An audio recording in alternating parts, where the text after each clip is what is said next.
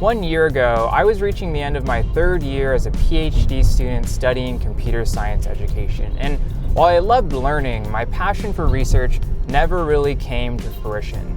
And long story short, what I realized was that I actually wanted to make YouTube videos. And so I told myself that if I could make $1,000 within 1 month, within 1 year, I would consider YouTube as a legitimate career move. And so I set that goal, and then I left. And look at that, we're here. When I first got started as a small creator, I felt like an imperceptible blip in the void that is the internet. And this gave me a deep sense of emptiness, but I came to learn that this was actually a blessing in disguise. If there's one thing about learning that I learned from spending the better half of my 20s studying learning, it's that learning is all about doing what you can't do. If you're always challenging yourself, if you're always working on things that you struggle with, incrementally over time, the hard stuff will get easier and you'll be able to move on to the next crop of hard stuff along the way. Chronically sucking is hard. Emotionally, it is just challenging to put yourself in situations where you're not good at something, where you get stuck often, etc. But when I was getting started and I didn't have almost any audience at all, I didn't realize it at the time, but I felt a lot more free to make mistakes. And so as a small creator, I really encourage you to cherish when you get to be obscure. About 3 or 4 months into my year, I was sitting on the train one day when I started getting like a ton of notifications. And what had happened was it turned out that popular Twitch streamer and content creator Atrioc had watched my Schmovement video on his stream. About a week later, he posted his reaction to YouTube, and his video immediately got hundreds and thousands of views. And it featured a shout out of me with links to my channel and original video at the top of the description. The viewership transferred, and I immediately, overnight, gained 15,000 subscribers, and my video that originally had 3,000 views suddenly had over 100,000 views. It was my first video to get 100,000 views. People have different opinions on how these things affect small creators, but in my view, I'm glad that it happened. But if I'm being honest, I did find the whole situation overwhelming. At some point, I was going to have to get used to this much viewership because this is not even how much viewership I was gonna need to hit my $1,000 goal, but I guess I just wasn't ready for it to start happening that quickly. And for me, the big thing was that I started to feel a real pressure to perform. I started to feel like I needed to hold myself to this standard that I hadn't been holding myself to before.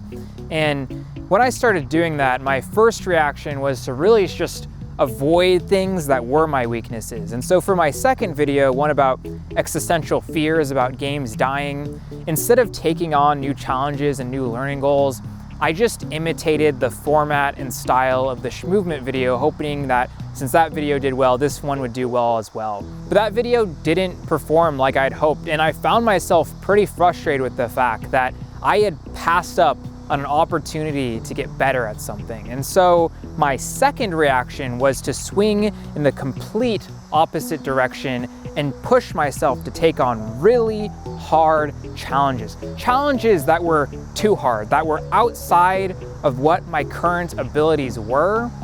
And I found myself stuck chipping away at these extremely overscoped projects. It took me 4 months to put out another video, and I had been hoping for 1 month.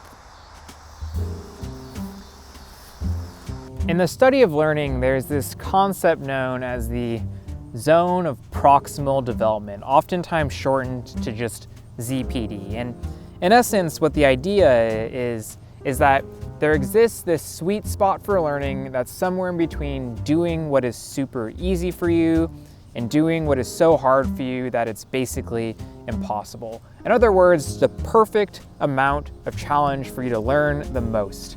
During those 4 months after the Schmovement video blew up, I feel like I was hitting everywhere but my ZPD. And I've had things like this happen to me before, not specifically miscalibrating my ZPD, although I've certainly done that before, but just kind of flailing around in the learning process. When I start flailing, historically in the past, I've gotten pretty frustrated and mad at myself. But for some reason, this year, I guess it was just my dedication to the learning process and maybe just this will I had to pursue this dream, I was finally willing to accept that making mistakes is just intrinsic to the learning process. Not just in what you do, but also in how you learn.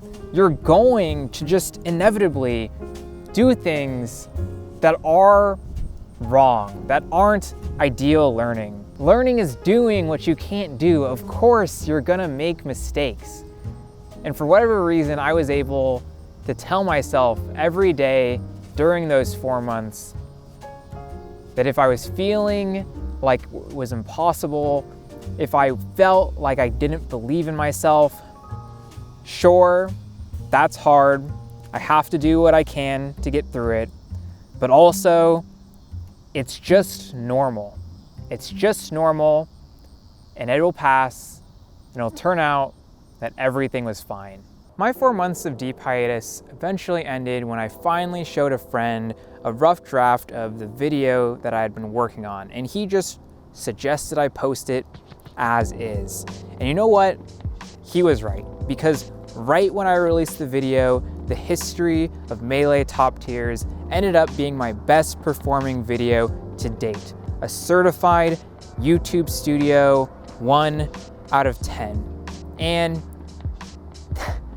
that was cool and all, and it's great. It's great that that video did well, but even with how well it did, it just didn't get me even halfway to my $1,000 goal. And at this point, I had 3 months left in the year, and I just felt like, man, I spent months working on this, and I don't think I have it in me to spend months working on something like this again, but better. And this was my lowest point of the year. I just felt like I'm never gonna hit this. I don't know what to do.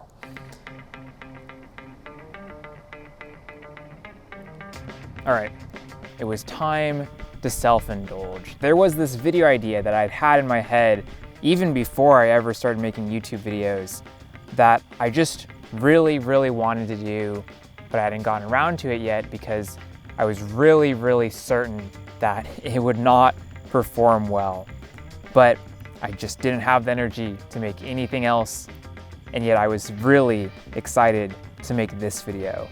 It's a combo video for Super Smash Bros. Melee, in which every combo clip seamlessly transitions from one to the next. It's a huge labor of love, but I loved making it, and it got me to keep going. I remember sitting there one night in front of my computer at the editing timeline, watching back a preview of that video and just thinking, I love this. I think this is so fucking cool. And making that video made me realize that sometimes you just need to trust yourself, I guess. Your taste, the things you like, your style, that's what's gotten you to wherever you are now. That's what's gonna get you to wherever you're going.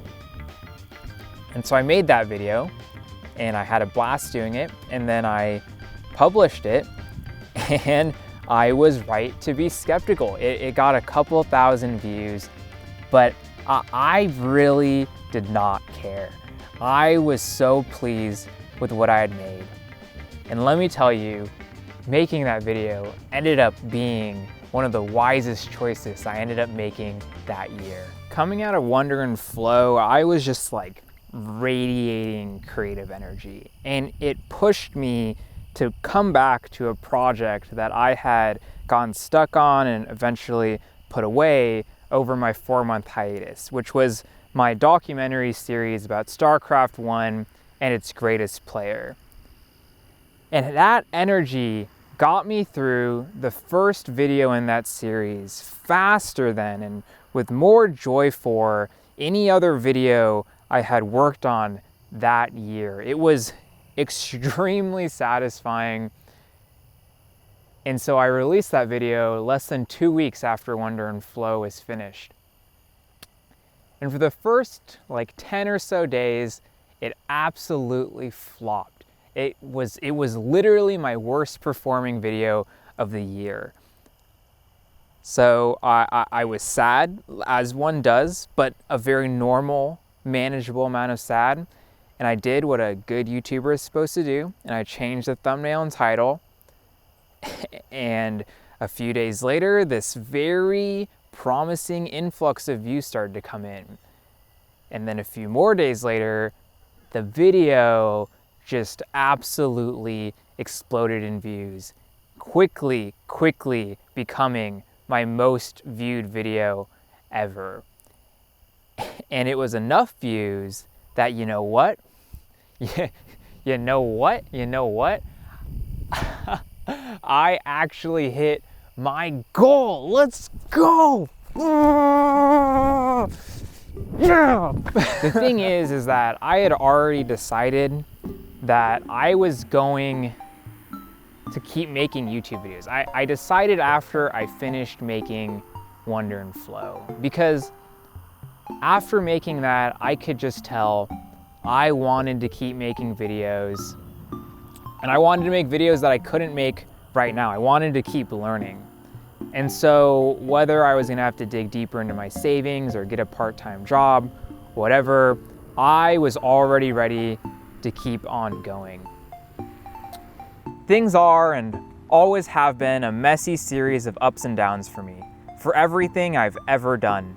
But I think things are messy for a lot of us, and yet I think a lot of us hold ourselves to standards that assume that we aren't messy, standards that can really just be plain unfair to us.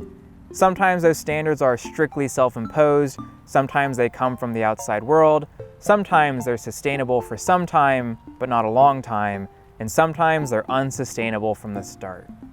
It's hard to know what to ask of yourself, but if you get it wrong, if you set a goal, but then you fail to reach it, something just doesn't sit right with me about shaming yourself for that. Because who is to say that you are ever really going to succeed in the first place? Isn't learning about doing what you can't do? There's a long, long road ahead of you. There's always going to be more to go. But if you're fighting to persist, you're already doing great. And by the way, did you forget that this video is sponsored by Raid Shadow Legends? You've definitely never heard about Raid before, so allow me to tell you about this amazing game filled with powerful champions, expansive PvE content, and tactical PvP combat. But first, hey, I'm Metamorph Harrison, and check out what I can do. QR code, epic music. But what is a Metamorph? I'm glad you asked. Raid is expanding its massive roster of champions with a brand new rarity above legendary, mythical. And mythical champions are basically two champions in one, because every mythical champion has the ability to switch between forms using the new Metamorph mechanic. Having two forms means that mythical champions are the most versatile that Raid has ever seen. But since you preserve your accessories, artifacts, masteries, and blessing between forms, they're also the most elaborate and tactically deep. I'm digging that Raid is adding brand new ways to become powerful in your own unique way. And you can summon these awesome mythical champions using brand new primal shards in the portal. Oh, and by the way, could I interest you in a free legendary champion? If you want Sun Wukong, the Monkey King, for free, all you've got to do is log on to Raid on 7 different days between now and October 23rd. And new players, you can now get one of the best epic champions, Stag Knight, for free and a skin designed for him by JonTron by using code JTSKIN before October 7th. If you use my link in the description or scan the QR code, you also get a free starter pack with a ton of in-game loot. So hit that link below and I'll see you on the battlefield. That's it. That's the video. Thanks for watching. Huge shout out to my patrons on Patreon. They have helped immensely throughout the year. They had a lot of stability to this type of career. If you want to see more videos of me kind of like talking and stuff, you can check out my second channel. And one last thing, I want to shout out Joel Haver because I don't think I would have ever made a video like this if I hadn't seen the stuff that he's putting out and seen his story as a YouTuber. So shout outs to Joel Haver. All right, thanks for watching. Bye.